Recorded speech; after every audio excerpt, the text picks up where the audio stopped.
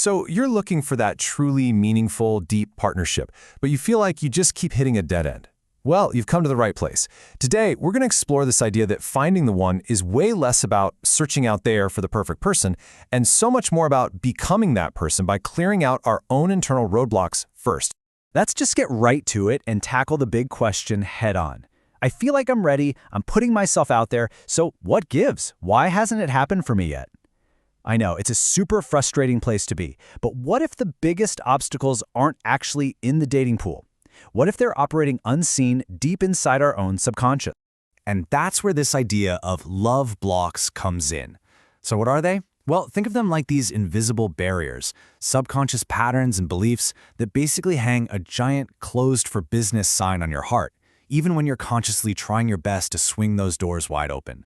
Okay, so we've identified 7 of the most common blocks that really get in the way. Let's dive in and break down the very first one.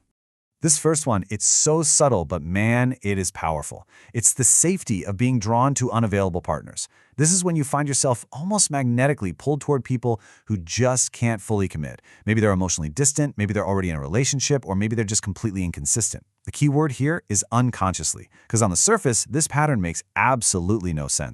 So why on earth would we do this? Well, paradoxically, it feels safe. It kind of protects you from the raw vulnerability of a real all-in relationship. You get to have the drama and the chase of love without ever having to risk true intimacy. And this quote just nails it. It keeps you stuck in a cycle of longing instead of actually belonging. All right, on to block number 2. This one often grows out of past hurt, and it builds a pretty powerful defense mechanism. Yeah, we're talking about that I can do it all myself fortress. You know, when you've been hurt, it's totally natural to build a wall. But sometimes that wall gets so high and so thick that it turns into what we call hyperindependence. And this defense mechanism, as useful as it feels, has a major unintended side effect. And here's the real kicker. A healthy partner wants to contribute to your life. They want to feel needed. So if your energy is constantly screaming, "I've got this, I don't need anyone," you might be unintentionally signaling to the right person that there's just, well, no vacancy for them in your life. Okay, our third block is all about being stuck in the past, making it impossible to really move forward. We call this being haunted by a ghost. And that ghost could be an actual ex you're not quite over, or it could even be a phantom partner. You know, that perfect, idealized person you've completely built up in your head. Either way, every new person you meet gets unfairly measured against this impossible standard. And what that really means is you're not seeing the actual living, breathing human being right in front of you. You're just looking for a replica of something that maybe never even existed in the first place. It makes you totally blind to the amazing, unique person who could be a fantastic match. Let's move on to block number 4. Now, this is a very common fear, but it's one that really loves to hide in the shadows. Okay, be honest.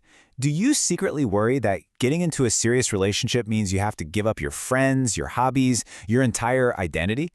That right there is the fear of engulfment. That subconscious belief that becoming a we means losing me. And that fear, it leads straight to one thing: self-sabotage. Just when a connection starts to get really deep and serious, you might find yourself suddenly picking a fight, pulling away, or just creating drama out of thin air. It's really your subconscious trying to save you by blowing up the relationship before it can engulf you. All right, our 5th block is all about expectations, and specifically how they can totally blind us to what's real. Yep, we're talking about the checklist block. Come on, we all have one, even if it's just in our heads. Must be this tall, must have this kind of job, must love this type of music. The real danger here is focusing so much on the external packaging that you completely miss the essence, the actual energetic connection you have with someone. And you can see the difference so clearly here. On one side, you have the packaging. That's all the surface level stuff: career, height, hobbies. But on the other side, you have the essence. We're talking about their values, their soul, how they make you feel. A true partnership is built on essence, not packaging. You could literally walk right past your person because they didn't check some box on a list that, in the end, doesn't even matter. Number 6 is a little different. It's not about a past relationship or some future partner. Nope, this one's all about how you're living your life right now. We call this the waiting room mentality. It's when you basically put your life on hold. You don't take that trip you've been dreaming of. You don't buy the nice furniture. You don't start that passion project.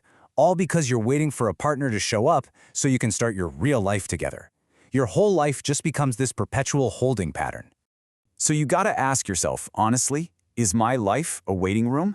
Because here's the thing, the energy you put out is the energy you get back. You attract who you are, not just who you want. A vibrant, joyful, complete person is gonna be attracted to another vibrant, joyful, complete person. So don't wait. Your life is happening now. And that brings us to our final block, number 7. And honestly, this one might just be the deepest, most foundational one of them all. This is all about those deep core beliefs of unworthiness. It's that quiet, nagging voice in the back of your head that whispers things like, I'm too much, or I'm just hard to love. This one belief can act like a powerful filter that colors your entire reality. And here is the absolutely devastating result of that belief. When a healthy, loving, consistent person, a total green flag, shows up, it can feel boring or just unfamiliar.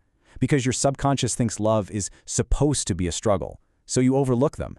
And instead, you find yourself drawn to the red flags, the chaos, the unavailability, because that drama feels like home. It confirms that deep down belief that you are in fact hard to love. It's just a painful, self-fulfilling prophecy. So as we wrap this all up, the real question isn't for me, it's for you. Looking back at these 7 blocks, which one of them made you go, oof, yeah, that's me? Because the very first step to dismantling any wall is just realizing it's there in the first place. So, which door are you ready to unlock?